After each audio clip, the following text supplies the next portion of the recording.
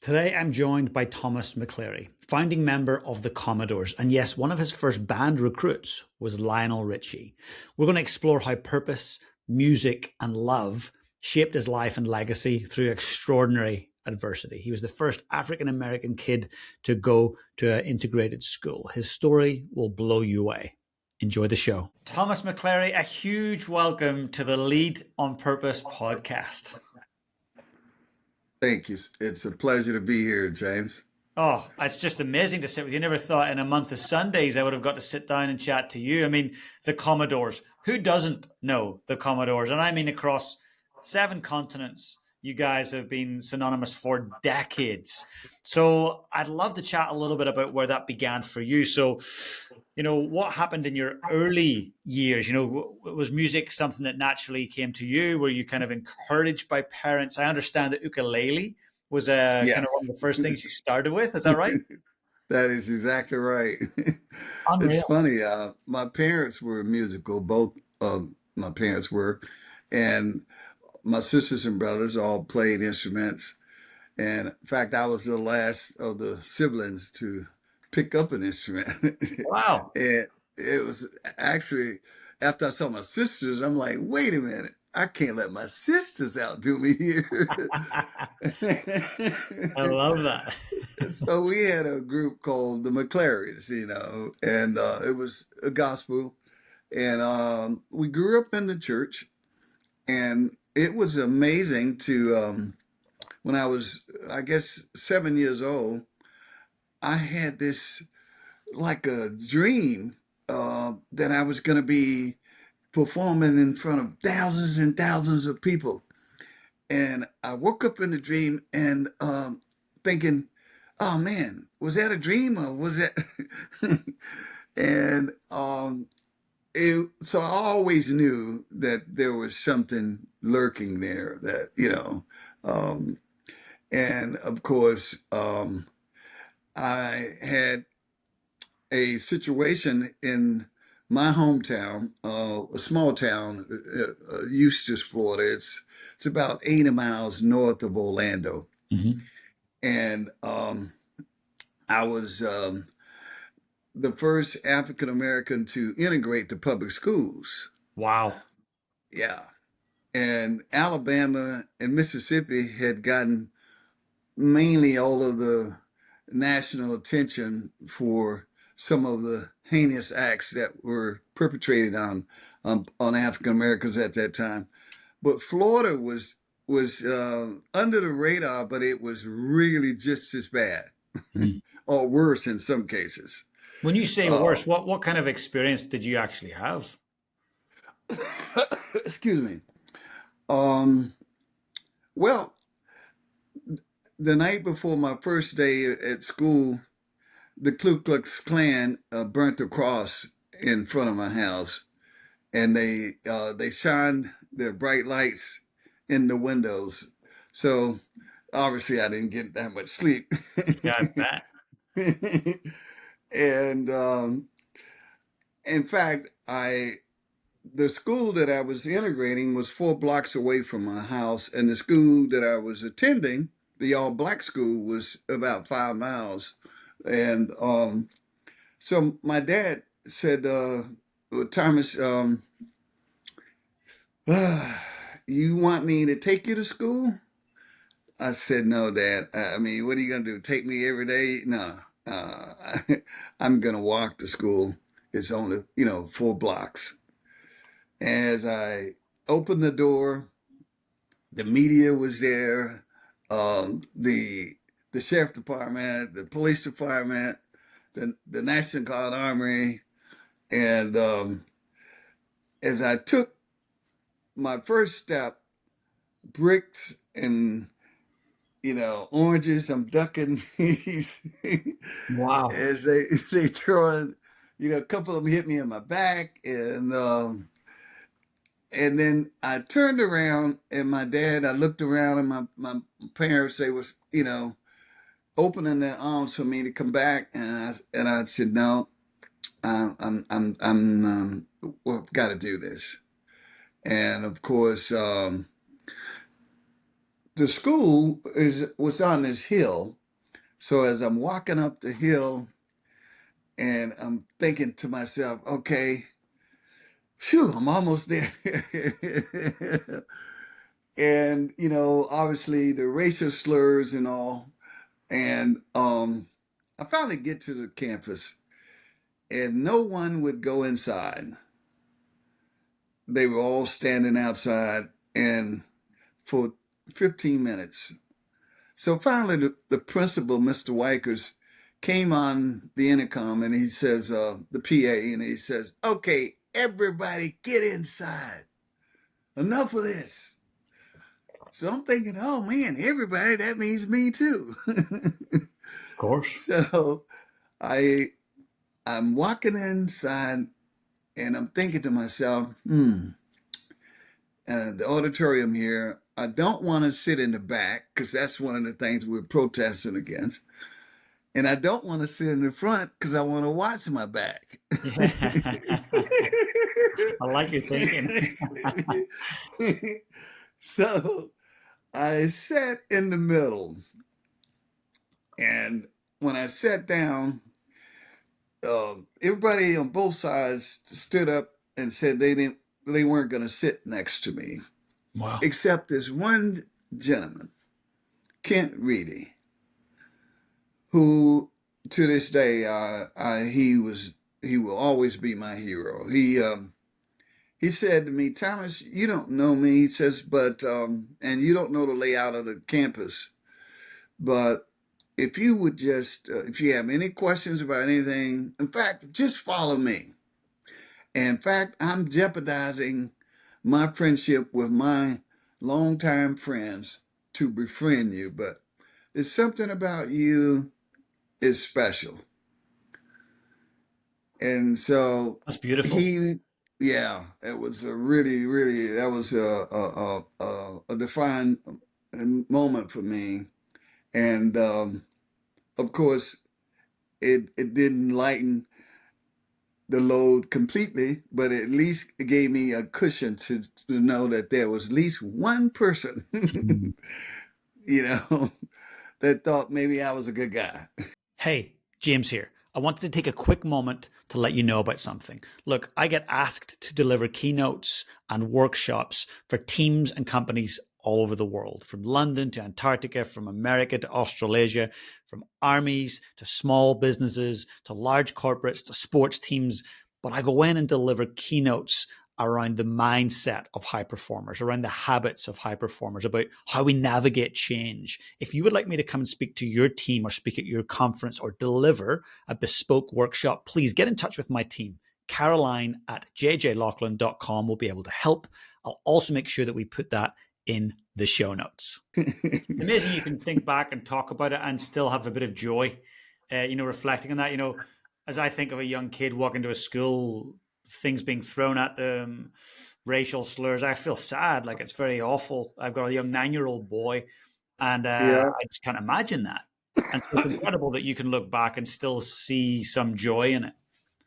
Yes. In fact, had I not had the spiritual grounding that my parents, I was a student of Dr. King, and I knew that love would be the agent that would carry me through this whole situation. Mm.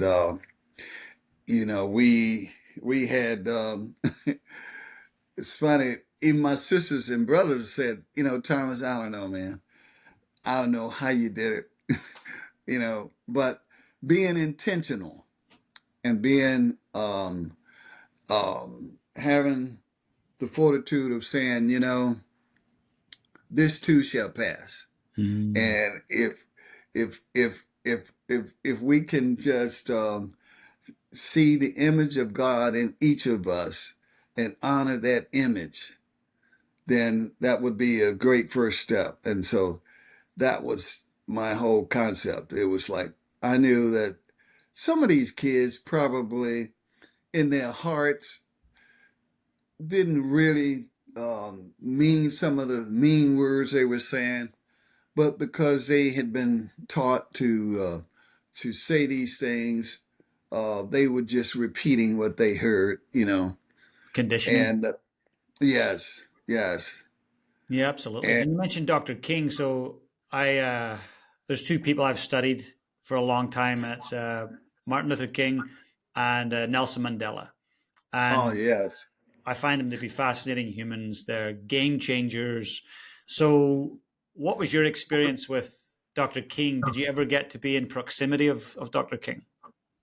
Well, it's amazing that you would mention that. I read a lot about him, but I never really uh, got to meet him personally. But I did meet Dr. Benjamin Hooks.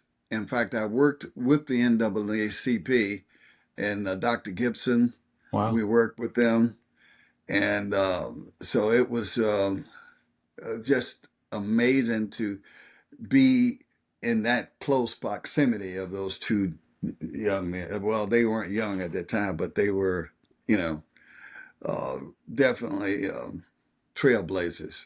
That's amazing. As are you, And I think I look at your childhood for a second and I go, wow, I can't imagine it. And yet here you are and you've lived quite the life. So may I ask what role music played in helping you navigate your childhood? Yes.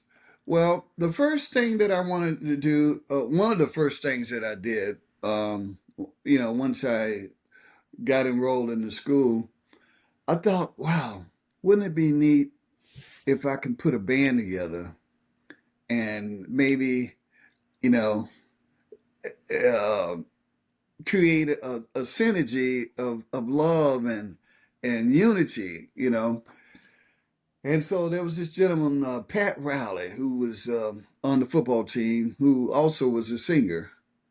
And so I had a chat with him about it. And so we started a band called the Two Thirds. I love it.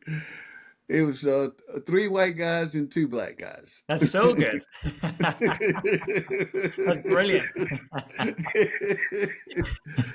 And the first song we learned was "Satisfaction" by the Rolling Stones. Unreal. So good. And it was amazing because when you think about it back then, mute the radio stations played. We had one radio station, and they played all types of music. And you would have big band, easy listening, country, rock, and then late at night you would have the blues and gospel. Mm. And so I remember staying up, really late, because gospel and blues would come on at like 10 o'clock. Excuse me. And so my parents would, they were very conscious about my education, and they was like, okay, don't stay up too late, listen to that music, because because you got to be bright for school in the morning, and but that was my early influences. We had an so when you hear songs like "Sail On" and "Easy" and these songs, um, we listen to Crosby, Still, Nash and Young. You know, some of the um, harmonies that they, these guys were just uh, amazing. But it was a real challenge for me because I always would hear arrangements and want to put my own arrangement to the arrangement. Mm. That creativity was right there within you. Yes, yes. That's incredible. Yeah, because I think the Yeah. sound that you created was so unique. And, my partner Caroline and I were listening to Easy this morning, and it was amazing. Just listening to it this morning, it takes me back to my childhood and listening to, my parents listening to it. It's a timeless sound that you've created, and it will always be timeless. Where does that come from? Is that just innate? Is that something that's within? Well, you know, it's interesting that you would say that because the first two songs that we learned for the freshman talent show was James Brown, Cold Sweat, Mm-hmm. and Wichita Lineman by Wow. Glenn Campbell. Yeah, amazing. Yeah, and so at first the guys was like, "Why these two songs?" But it was intentional again, you know, Mm. to because I knew that from growing up, all of these songs were on this one radio station, and I always felt like, man, music is music, and if you can just present it in a way that people relate to it, now you're starting to penetrate through the hearts and the souls of and the minds of people, and it's like that is the thing that makes the difference in terms of whether a song is a one hit wonder that Mm. is being played for a few days or a few months or a few years versus one that's being covered and played over and over and over and over again, and and That word so intentional comes up again, right? You're very that's intentional. right, very intentional. Yeah. And it's interesting when I think of the word purpose, which obviously this Yes, podcast is all about. Another word for purpose is to be intentional. If you do something that's on right. purpose, you're doing it That's intentionally. that's right, James. And I think there was a purpose for me uh, being the first African American to integrate the school, and I understood my purpose, and I knew that even um, my I played baseball, and in baseball practice, the first day of practice, um, the my team um, was had grasped one of my teammates, and they were trying to wrestle him down to the ground. And I said, "Hey, what's going on?" And so the coach says, "Well, Thomas, when you had your back turned, this gentleman, Richard, um, measured where your head was, and he took a bat and he closed his eyes and he swung to kill you. And just as he swung, you bent down to get your glove, he missed you." And Wow. I, uh, I grabbed him and I hugged him and I said, "Come here, Richard," And fast forward in the story, 25 years later, I'm at my class reunion, and we're the world-renowned Commodores. Yeah. And so my classmates, invited their kids and their parents and their grandparents to meet me and, sign autographs, take pictures and all. So Richard came up and he says, he was crying, and his wife, he says, "Thomas, I need you to do me a favor." I said, "What is it, Richard?" "I need you to forgive me for trying to kill you 25 years ago." I said, "Oh, come here, Richard." Hugged him again. I said, "Man, I forgave you that same day." And so this president of our class wanted me to give a 5-minute speech on what it really was like for me, Mhm. for real. And so my wife Beryl, she nudged me. She said, "Man, do they really know what they've asked you Yeah. to do?" I bet. They don't know what's coming their way. Right. So I said, I want to, first of all, thank everybody that threw the rocks at me. I want to thank the guys that burnt my sweater literally while I had it on. I want to thank everybody that, all of the racist slurs. And I want to thank the coaches that wouldn't let me play the position that I really was most talented in. Because had I not gone through those experiences, I would not have had the fortitude to deal in an industry that is probably one of the most uh, tough and roughest industry you can think of. And it was a part of the fuel that gave me what I needed to be persistent. Mm. And um, so It's a beautiful way everything to look has at a it. purpose. I'm sorry? It's a beautiful way to look at it, Thomas. A lot of others might have went the opposite way and got very cynical and maybe even angry. You had a different perspective of the world, and I think that says a lot about your upbringing, how your parents brought you up, the values that they instilled in you for your Oh, thank you. says a lot. Thank you, James. And I took that same attitude when I was pursuing um, the Commodores. Hmm. We were uh, fortunate. I was standing in the registration line at Tuskegee as a freshman, and just like did with the 2/3, I thought, well, I don't know anybody, and perhaps a way of getting to meet some people, maybe I should be on the talent show. And so the freshman talent show I had learned was a big deal at Tuskegee every year, and I'm like, hmm. So I'm standing in the registration line and I hear this guy whistling a song by Eddie Harris, and I turn and said, hey, man, are you a musician? Eddie Harris was a famous saxophonist at that time. This guy was very shy, I said, no, not really. I said, well, I'm looking for some musicians to put a band together for the freshman talent show. And we're going to be the Black Beatles. Nice. He was like, he like, oh gosh, who is this maniac guy? This guy.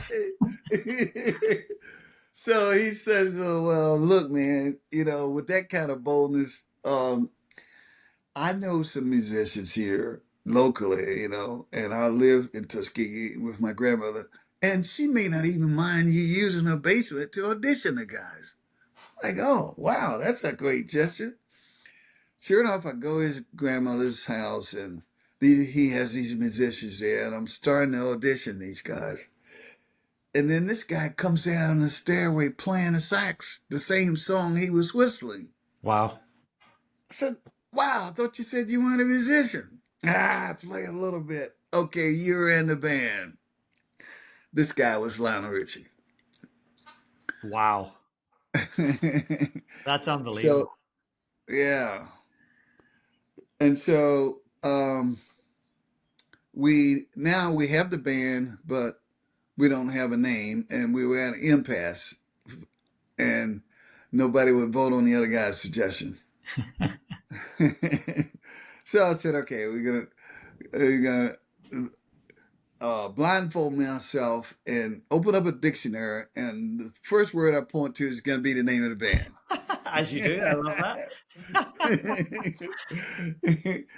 And so I pointed to Commodes. Wow. Like, oh no, we got to do a redo. So the second time was Commodores. That's how we got the name. I love it. And that was intentional too. You intentionally pointed at the dictionary, you know? That's it. That's exactly right. That's exactly right. And And to use the Black Beatles as a rally cry, that was intentional. Just like football teams and baseball teams, basketball teams, they get in a huddle and they come up with whatever rally cry that they can use to fire the guys up. Hmm. This became our slogan, That's which beautiful. was intentional because to elevate the thinking, to elevate the confidence. Because the first performance, everybody except me and the drummer hid behind the curtains because they were stage frightened, Wow. including Lionel Richie. That's brilliant. And so it was like, um, getting in their faces and saying, "Hey, man, the Beatles wouldn't have done that." That's all. know? But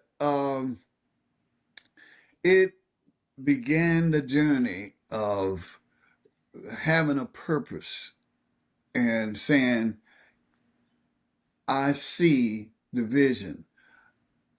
Our music is going to touch lives around the world." And believe it or not, we actually broke the Beatles attendance record in the Philippines Wow. with, with our first gold album. That's Uh, incredible. What year was yeah, this?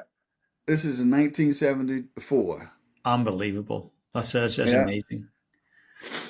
And it's yeah, interesting you talk about the vision. You had a vision. So I think a lot about radical clarity. The people who I've worked with who are the world's greatest at what they do, they are so clear in their mind's eye about what yeah, success looks like or what they're trying to achieve. So it sounded like you and yes. Lionel Richie and the rest of the Commodores, you were very, very clear on what success looked like. No question. No question. And we had some yeah, challenges. Sure, we had challenges. Um, when you look at we were all college students and everybody had summer jobs prior to being part of the Commodores. And the first challenge was to convince everybody to stay together during the summer, that first summer. Because, we didn't have any hit records or anything. We were playing top 40 music. And so I finally convinced Lionel's grandmother to let him go with us and talking to some of the other guys, his parents. And of course, we thought we had saved enough money to last. We were going to go and take New York by storm. That was. We're going to go and the Black Beatles are going to invade New York City. That's so good.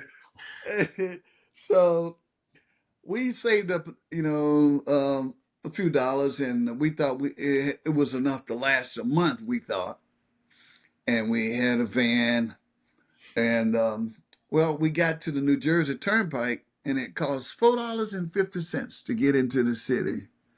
We didn't have it. We ran out of money. But the toll booth guy, he looked in our van. He says, "You know what? I thought you guys was kidding me at first, but when I see all of y'all squunched up in there with your luggage and your equipment, if you'd have had some extra money, you would have gotten at least a trailer." So I believe you. I'm gonna let you go, but if you make it big, you better tell the story. Wow. And here you are telling the story. I Tell them love the that. story. Wow. What now happened in New we're in, York? now we're in the city now with no money, right? But I had relatives there, and so did Lionel, and so did Marlon.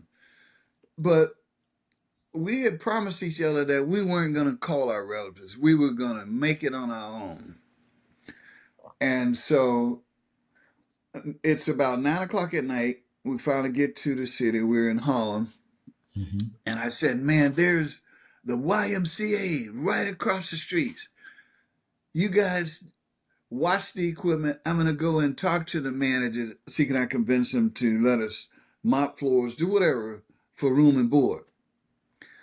I came back. These guys was looking up at the tall buildings because that's his first time in New York. And all of our equipment got stolen, just that Oh, quick. not a good start. Not a good start. But this is perseverance again, being intentional and persevering. I said, "Okay, guys, let me go to the yellow pages here." And come to find out, Wilt Chamberlain owned a nightclub that was about 3 blocks from where we were. Said, man, I'm going to go up and I'm going to convince whomever it is that I need to talk to that we're the Black Beatles and that that you know. So I go up to this Small's Paradise, and sure enough, limousines are coming. James Brown, Aretha Franklin, everybody's. This is like their hang spot, after hour spot. And lo and behold, here comes the guy who stole our equipment trying to sell it. Wow. Anybody wants some equipment? Anybody? So I said, man, I said to the guy at the front desk, I said, the door, I said, hey, man, this guy stole my equipment and I'm going to go and take it. So he grabbed me. He said, come here, kid. I can tell the way you dressed, you're not from here. Give that guy $50 and he'll give you your equipment back.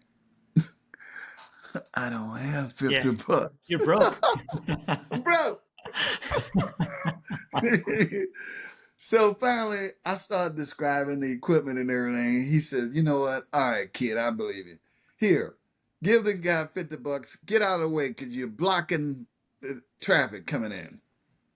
So I'm excited. I run back to the guys. Hey, man, we got our equipment back. Say, yeah, but we're still broke.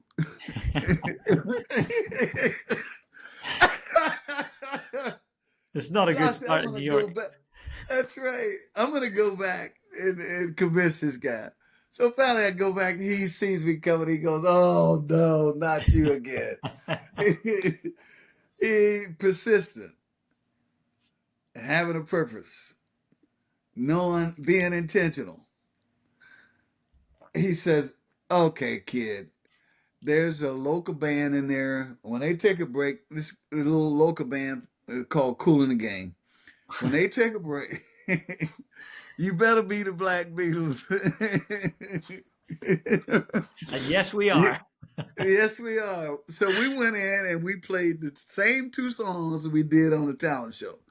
James Brown happened to have been in the audience, and everybody says, "We're not gonna do his song, are we?" I said, "Are you kidding me? We're gonna do James Brown, Cold Sweat, and Wichita Lineman." Well done. Yeah, that's right. So that was like the turning point for us. The guy who worked the door became our manager. He grew up with Suzanne the Pass. Barry Gordy was uh, moving Motown from Detroit to Los Angeles. He heard about Suzanne the Pass and the beautiful job she had done there with the discos. It was the beginning of nonstop music. Suzanne the Pass was the genius behind that. Wow. And he hired her to take over the creative department, and her first assignment was Jackson 5.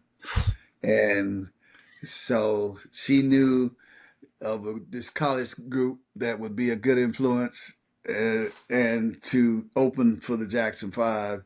So for the next 2 years, we were the opening act for the Jackson 5, which My landed goodness. our recording contract.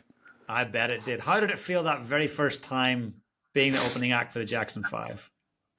Oh, James, I got to tell you, man, those kids, Michael was a genius, and it was it was phenomenal to see a little kid singing with the conviction of a grown man and having choreographed the show, and they knew exactly the peaks and the lows and how where the audience would respond. It was like just amazing. Hmm. So every night we would sit there and go, mm, okay. Take some notes, learn from the Take best. some notes. That's right. And Michael was really a genius. He was. I never forget the first night. Logistically, they had not anticipated how huge because there had never been an African American group to tour nationally and sell out arenas like that. And so they had not anticipated how to get them out of the dressing room back to the hotel because they were used to, coming back to the dressing room and whatever. So now all of the fans and everybody is, they can't get out. And security, they're scratching their heads and everybody's like trying to come up with ideas. So for 15 minutes. And so finally Michael raised his hand. He says, I got an idea. And so Barry Gordy was like, come on, Michael, this is no time for playing now. This is serious. He says, no, I got an idea. So Suzanne said, oh, let him say what he want to say, Miss Gordy, and so we can, get that behind us. He says, why don't you guys call for a Brinks truck, put the Commodores in the limos as a decoy and let them go this way and put us in a Brink truck and we go the opposite direction. It says, oh, wow, brilliant idea. Smart little So, cookie. yes. So that's how we got out of that quagmire. Wow. I mean, people And listening to this would just be going, wow, at a young part of your career, you're sitting with Michael Jackson, Jackson 5, all these incredible individuals around you. How did that impact your psyche, your ego? Did that have any impact on how you seen the world? well, one of the things that was really important for me was to stay grounded Mm-hmm. and not to be to absorb everything that I'm being exposed to, but not to get so hyped up about it that I lose the reality of the fact that, you know, I'm a college student who is trying to, you know, complete his education and just happen to be a musician. But if the industry doesn't, you know, do well by me or whatever, I still got to have something that I got to fall back on, and that is my education.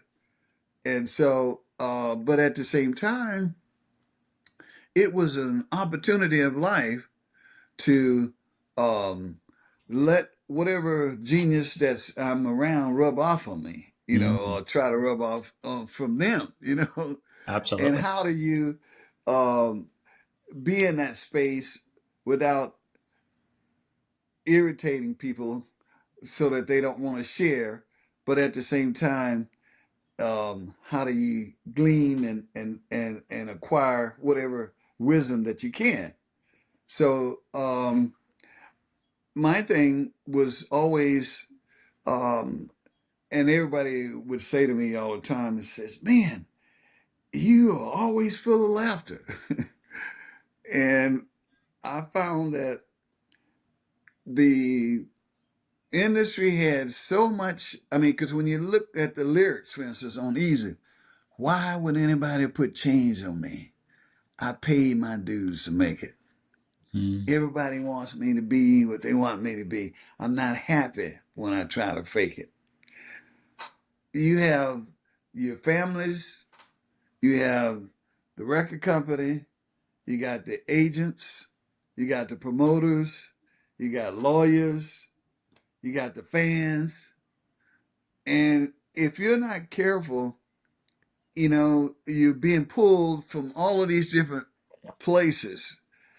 And if you don't have a sense of a center of who you are and where you're going and your purpose and what is the reason why you are here, mm. um, and you only discover that by spending time spiritually with yourself and understanding that in all of this stuff that's going on, you still have um, a commitment to yourself. And sometimes people confuse that with selfishness. And and there's a difference between self care and selfishness. Mm. And so, Fine line. uh, yes, um, but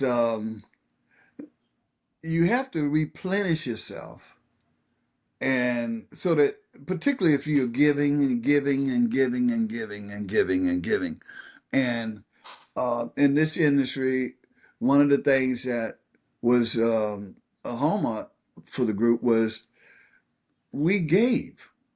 we would, when we got to cities, we didn't just go from the airport to the hotel to the arena, back to the hotel, back to the airport to the next city. No, like my thing was to the guys, look, we have to touch the community. So if that means going to a laundromat, a local laundromat, uh, if that meant going to a shopping mall, if that meant going to um, wherever that you can meet and talk to people and really get a sense. And that's one of the things that I miss about the industry now is that back in those days, Detroit had its own sound, New Orleans had its own sound, Nashville had its own sound, Chicago had its own sound, and because people were, you could tap into the local sound or the local sense of where people are. And now you have program directors that are programming, several stations. They may have 20 stations that they're programming. So they are programming music that's not necessarily a reflection of the local sound, but what's popular among, um, you know. And so I think it is very important as the bigger you get, the more you have to be conscious of giving and having a sense of not setting yourself up um, to fail in ways like, for instance, some entertainers think that by surrounding themselves with yes people, they are protecting themselves, but then they become isolated as a result. And instead of insulating themselves with goodness, they become isolated. Very scary. And you see it a lot with stars. I mean, you said some really, really insightful things that got me thinking. So you cannot give what you do not have. So what I'm hearing is you've got to pour into yourself and spend Yeah, time with self. And for me, it's meditation and journaling. I meditate a lot and I journal a lot. yeah, And that yeah, allows me, and I mean, my life's nothing like yours has been, but I spend time with very interesting people and work with people who are running countries and coach people who are the finest athletes on the planet. And so for me, often my dopamine's high and it's exciting and there's all this celebrity, and but I need to go back down to, hey, who am I and what defines very me? good. And being a dad to my 9-year old son and being a partner to Caroline, and this is what defines me. And so I use meditation and journaling. I grew up in a country where religion really tore the country apart, Northern Ireland. Yeah, So for me yeah. personally, I don't have a strong faith, but I do have a strong connection to spirituality. And That's that's really that's what's important. That's very important. And I think excuse me, we have we have to be careful, how we because everybody has their own way of going to that place where you can replenish yourself, you know. yeah, And to me, that's the most important part. And I mean, like you say, meditating is um, is a form of replenishing. yeah, absolutely. It's my form of prayer, I guess. It's a Yes, way of connecting. yes, What about for yes. you? What was your way of going inwards and focusing and spending time with yourself? Well, I prayer has been, one of the ways, and of course, every time I think about, um, oh man, uh, creating a some sort of sympathy, self pity, or sympathy, or whatever, I can look around and see others and go, you know what? On second thought, Mm. I, I don't have an issue. Yeah. I mean, because now here we are in the Philippines, right? And our first record, Machine Gun, we didn't know it was going to be just a blockbuster. It became the first album in the history of Motown to go platinum. They had had platinum singles, but not albums. Yes.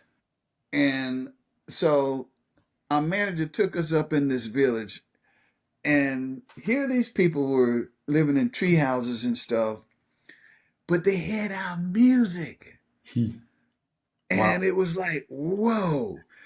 Um, God says, one of the guys from the village, he says, now this family, he says, man, they were making a choice between buying food and to buy your music. They chose your music over buying food. And that just kind of really Mm. did something to me that I'll always remember, that I'll never forget, in terms of the sacrifice somebody made for your music versus something that's gonna literally give them nourishment, you know. Yeah. uh, and we were, um, Ferdinand Marcos was the president at that time, and he sent the military to escort us from a hotel because people were lined up in the streets, hundreds of thousands of people with banners saying, "We love you, Commodores, ambassadors of the truth." Wow. He's like, who are they talking about?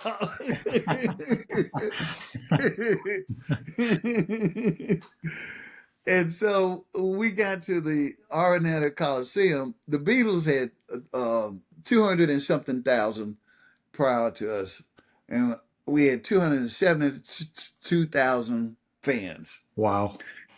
And so now it was like, gosh, how do we get back to the hotel now? Because the streets and everything, you know. So, like I said, the military had to finally come and they escorted us. And when we got to the hotel, this guy was screaming from the balcony of, he says, "Who are you guys? I'm the greatest." Muhammad Ali. Wow. That's he, amazing. What's the chances of you he, guys being in the Philippines at the same time? right. He was there for the Thrill of Manila, and it was like, wow, man, what a coincidence, you know. What a life. Pretty serious. It's amazing. It's seriously next level. And some of you're the lead guitarist, but some of the lyrics, you wrote some of the lyrics as well. Some of them, yes. Mhm. Yeah. How did it feel? Do you ever remember a song that you wrote and just seeing the crowd react or sing it back to you? Any memories of that like that? Oh, yes. In fact, you know, to have people write to us and say, man, we got married to three times a lady, and then I got a divorce by sail on. You know, Excellent. to hear fans go, man, I was diagnosed with cancer, and every time I play the song Zoom, it eases the pain. Mm. Or I couldn't stop dancing every time I put Brick House on. Mm. Um, and in fact, we were in Canada, and one of the promoters there, you know, he says, "Thomas, could you do me a favor?" He says, "You know, I know this is maybe asking too much of you because you just finished a concert and all that." He says, "But um, I'm I'm Jewish, and when I became a Christian, all my sisters and brothers they haven't spoken to me in 9 years, and I have a friend who still has a relationship with my sisters and brothers, and he has offered his home as a place to have an after set. And if you would agree to come, I could hide in the closet and peep out and see my sisters and brothers. Wow. I said, "Oh man, are you kidding? Count me in." Hmm. So Beryl was with me. Beryl and I. So we go to this house, his friend's house, and I had my acoustic guitar. So I'm playing these songs, easy, different songs. And finally, this guy, he peeps out and he sees his sisters and brothers, and he just couldn't take it anymore. He just came out of that closet, and they saw each other, and they hugged and just started crying and like, man, Wow. how do we allow 9 years not seeing each other? So, what am I saying? This has been oh man, just an amazing, amazing journey that has gone down so many different paths in ways that I couldn't even imagine, initially when we started. But bringing people together has been one of the things that has been just amazing to see. And in fact, we were one of the first acts to literally have all different races come together in a live Wow. settings, in masses, and because um, James Brown, who was one of the bigger acts at that time, they had predominantly black audiences, and for their live, performances, and of course, to be an agent of change and to be used in that manner, it's been an honor. Yeah, what a game changing position you've been in at a very important time in history. And, you, Lionel Richie, the rest of the crew, you've done some incredible things, but at one point you had to make a decision to take a different direction and leave the band. And how did that come about? What drove that decision? Well, I was. Um,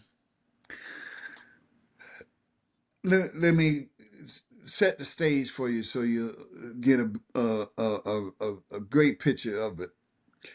We I literally um, recruited each of the guys individually, and William King was um, let's see, what year was this? I think it was 71, right? Anyway, he decided that he wanted to leave the band Hmm. to pursue something else, tennis or whatever. The band wasn't going anywhere, and he left. And shortly after that, we we got a contract, with the and we actually recorded Machine Gun, Wow. and he asked if he could come back. Well, uh, some of the guys didn't. It didn't set well with some of the guys. They were like, you know, you should have stuck it out, and and so it was. My vote was the decisive vote to let him Hmm. back in. That's a big bit of responsibility for you. Yes, yes, and he, unlike some of the other guys, um, and this is just being honest, was probably the least talented one. Um, he did not play on any of the albums. Um, he, but at the same time, he saw that, oh man, this is this is good. This I is want to be a part of this. oh, right, right. And so one of my suggestions was, to try to keep everybody together, was to come up with something that might be an incentive, for the people that are not as creative or whatever, but to still feel a part of it. So we came up with what we call the welfare program, which the welfare programs do not work. Yeah. Okay. And that is giving somebody something that they have not earned. And so we implemented that for a minute and saw that it was not helping. And so we withdrew it. And Lionel Richie and we wrote 60% of all the songs that was recorded by the Commodores. Hmm. And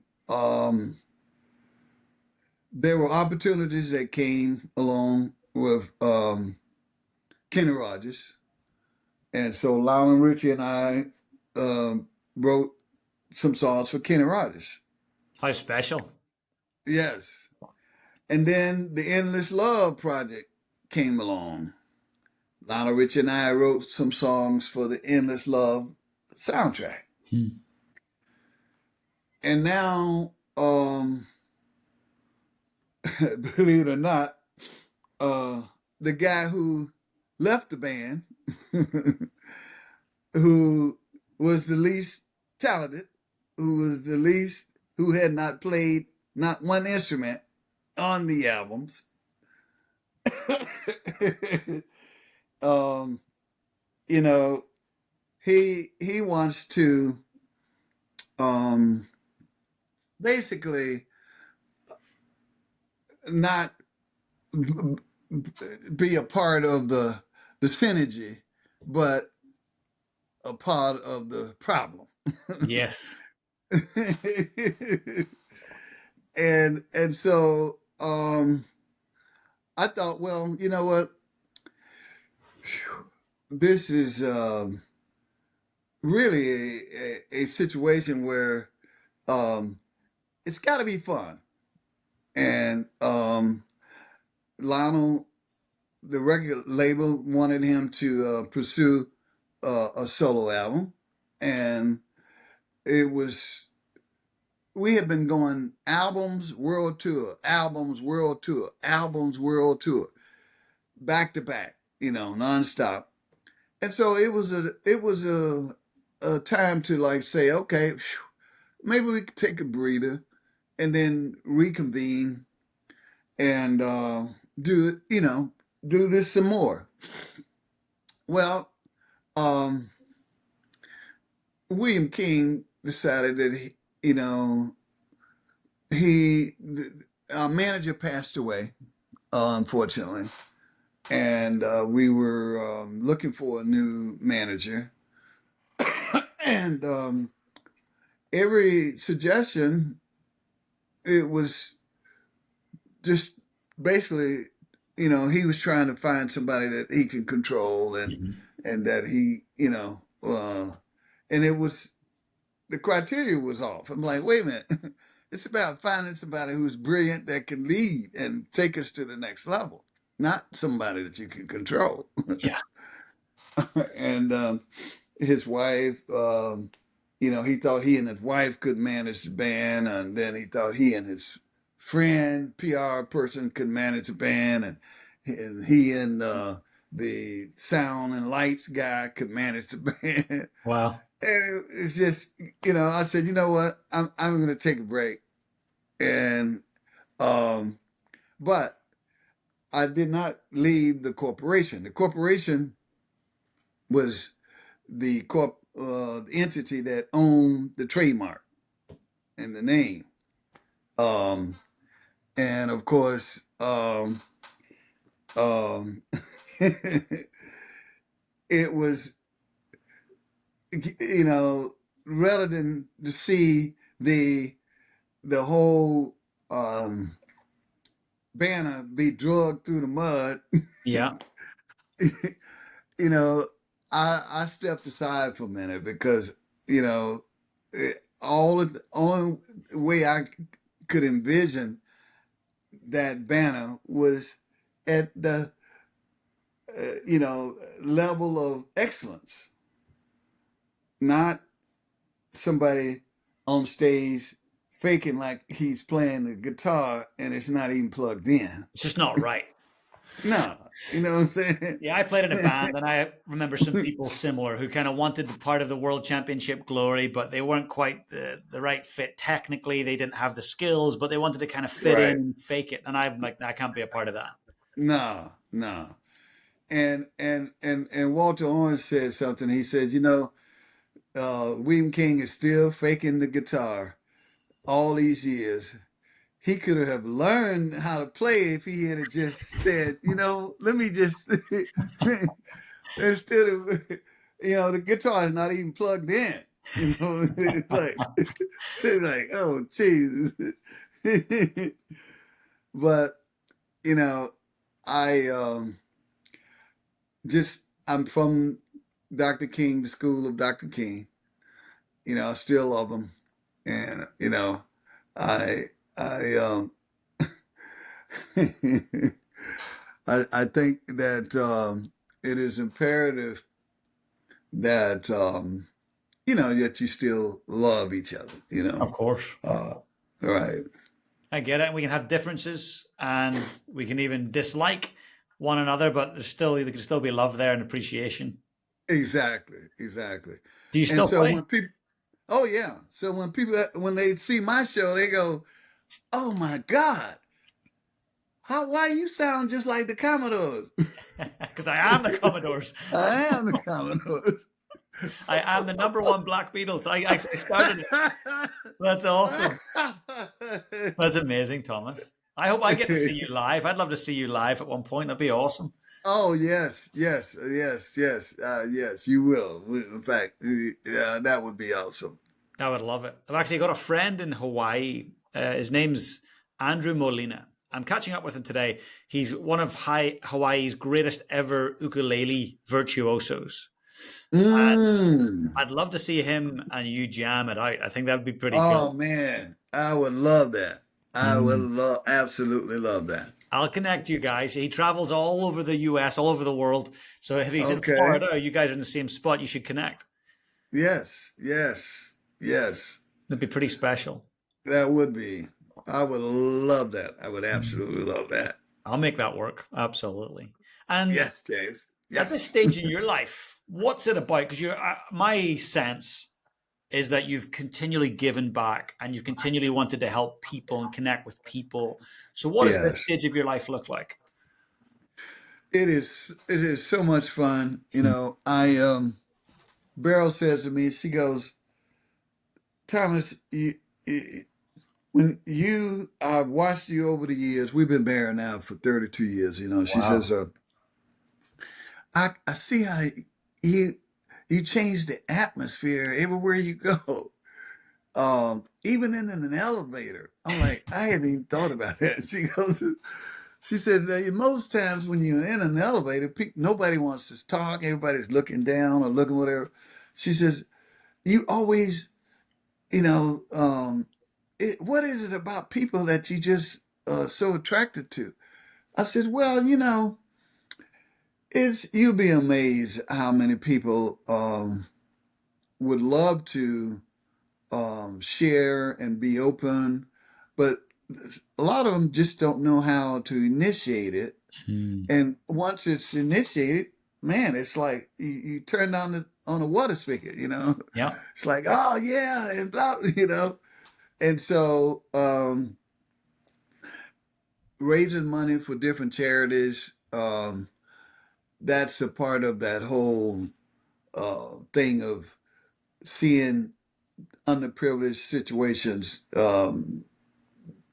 be replenished or see people that didn't have the least hope that they could even dream of, you know, doing certain things.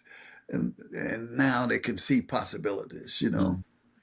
Mm. You're what There's, I call a possibilitarian. I think about this a lot. There's a small amount of possibilitarians in the world, and they're the people that look through the lens of what's possible. They don't look at what the yes, problems are. They see the problems, but they you're go, right. what's possible? And I love that about you, Thomas. Thank you, James. Yeah. And you're the same way, I can tell. And, Yeah. you know, I love humans. yeah, yes, I can tell. And it's interesting. Like I love being around people who are smarter than me, quicker That's than right. me, more That's successful than right. me. I like to be the That's learner right. at the table. Yes. And I've always been like that, even as a kid. Mm. My my my parents were telling me, reminded me, man, even when you used to always like to sit around and listen to older people. I said, yes, wisdom, yell at that wisdom. What I love though, you've brought this youthfulness with you. Like you've got an energy that is youthful, and you've got this laugh that's infectious. I imagine that's helped you live a longer, happier life. Oh, no question, no question, no question about it. You know, we've been instrumental in um, even. It's funny. My friend has this center. He calls it the Love Center, Mm. and it's a lot of ex-prisoners and gang members and that rehabilitating themselves and trying to get back into society.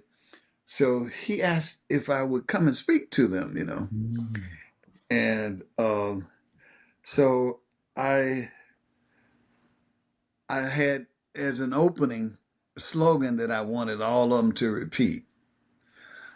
And they said, "Oh man, what is this? What is this slogan that he's gonna, like? Shh, okay, guys, calm down, calm. It's nice." I said, "Now repeat after me. Um, when you speak to each other, you're gonna speak without being offensive, and when you listen, you're gonna listen without being defensive." Mm. Beautiful. And that second one is kind of hard, kind of tough, because a lot of times, even in marriages, people sometimes they want to, they've already thought about what they're going to say before you complete your sentence. You know what I mean? So that means they're not 100%. listening. I find myself in that position before, you know? Oh, we all have, you know Yeah. what I'm saying? Yeah. I think And, it's and, great advice. well, thank you. And that kind of opens it up, you know, and a lot of times people need to see that you are vulnerable as well. I mean, we all are, you know, and even the civil rights workers that I work with, Benjamin Hooks and Dr. Gibson, them, they used to always say, I mean, we're not Superman, Yeah. and people need to see that you can be transparent and that that you can expose yourselves in ways, and sometimes they see themselves in you, or vice versa. We see ourselves in each other, and I like to think that somewhere along the way that we've had a chance to. Because Bob Marley, his last concert was with the Commodores, and Wow. he was in Madison Square Garden at the in the dressing room. I'm gonna send you. I'm gonna send you some of these pictures. Yeah, that's. I'm gonna send you some I would pictures. love that, Thomas. I would really Yes, love that. yes. I'm gonna send you some. Thank Okay, you. James. Wow. But here we are in the dressing room, and Bob Marley knows this is his last concert, Mm. and um, oh man, Mick Jagger was there. Elton John, Eric Clapton, Stevie Wonder, Michael Jackson, you name it. It The was like who's who. who's who, right? Backstage. And so I'm standing next to Bob, and Lionel was kind of like, everybody was like, because they hadn't met him personally, and they was kind of like, I don't know, man, this guy, ah, So everybody, he was kind of standing over there by himself, sort of like. So I went and I embraced him, you know, and he was like, "Man, did you did someone?" And he was searching for uh, ways to communicate, but he was really trying to say, who made you come over here, you know? And I love it.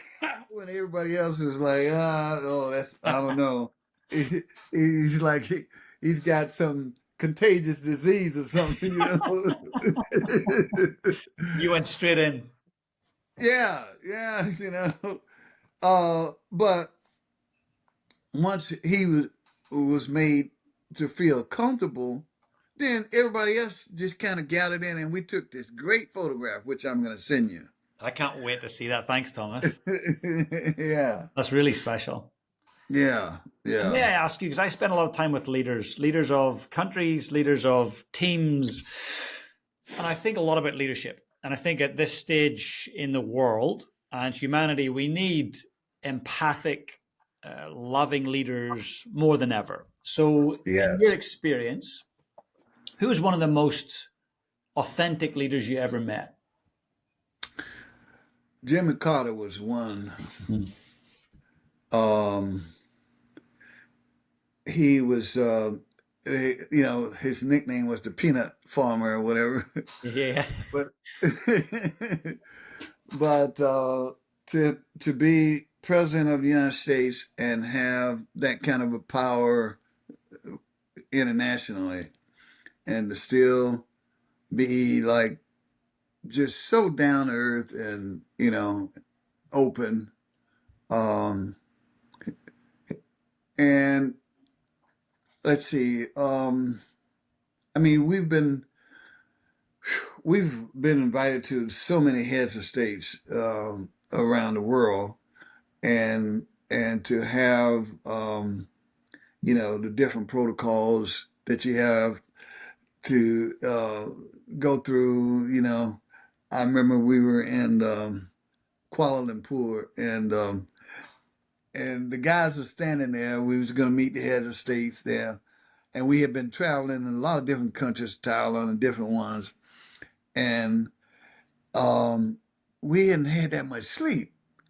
And so one of the guys was teasing Walter, like, okay, now you remember this we extend the hand. Oh no, we don't extend the hand. And oh no, we do the. And he was like, oh man, come on guys.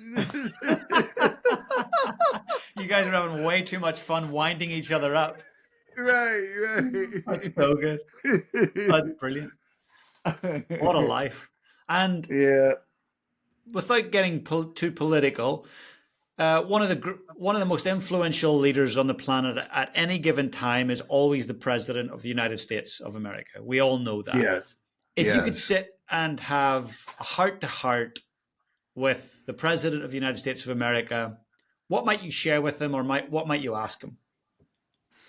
I would first ask him, how often um, does he reach out to his high school buddy, Mm. and does he ever feel a need to come from behind? I know there's security in all of this, and I know that there are certain things that you can't do, because security wise. But how many times does he pick up the phone and call one of his buddies from college or high school, or And and is it just about being chat? grounded and remembering who you are? And Exactly, yeah, exactly, I love exactly. that. In Ireland, where I grew up, humility is so important. And if you get bigger than your boots, your family would be the first to say, "Oi, Put the boots There back on the you ground. go. There you go. There you go.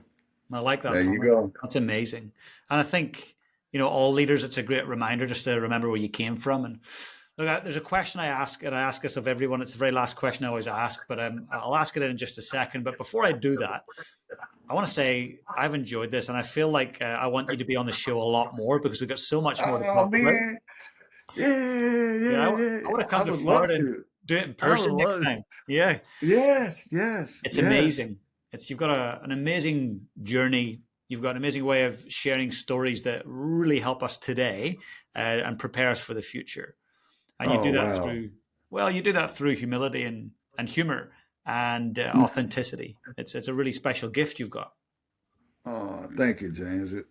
You have an important role as well, and your podcast does too. I mean, you'd be amazed at the lives that you are touching, and I'm sure the ratings and some of the polling doesn't do it totally the justice because it goes beyond that.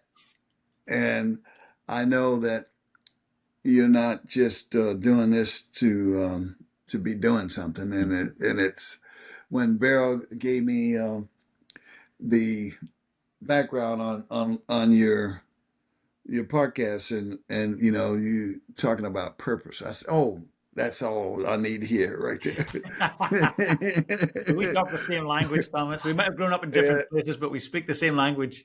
that's right. That's right.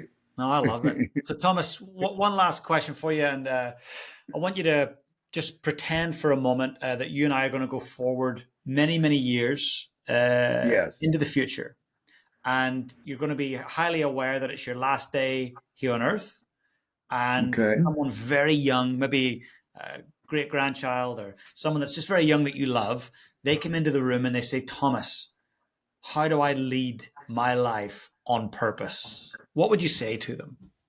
Oh, that's a great question. I would tell them to make sure that they do unto others that they would have someone to do unto them, Mhm. and that not to have any regrets, and to understand that the only way you measure life is through the moments Mhm.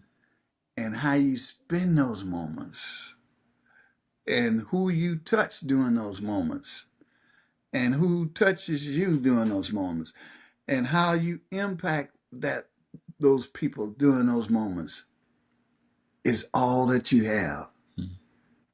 You cannot take fame, fortune, none of this with you. Titles, none of that. So don't have any regrets, but understand it's all about the moments and how you spend them and how that those moments impact you and how you impact that person or those persons during those moments.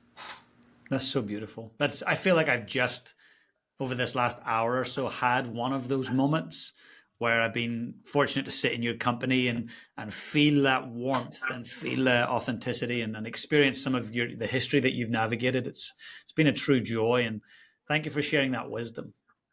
Oh, James, thank you for your time and thank you for your show. And this is only the beginning. We will be seeing each other again. A hundred I percent. know. I'm looking forward to it. Thomas, thank you so much. You're quite welcome. Thank you so much, James.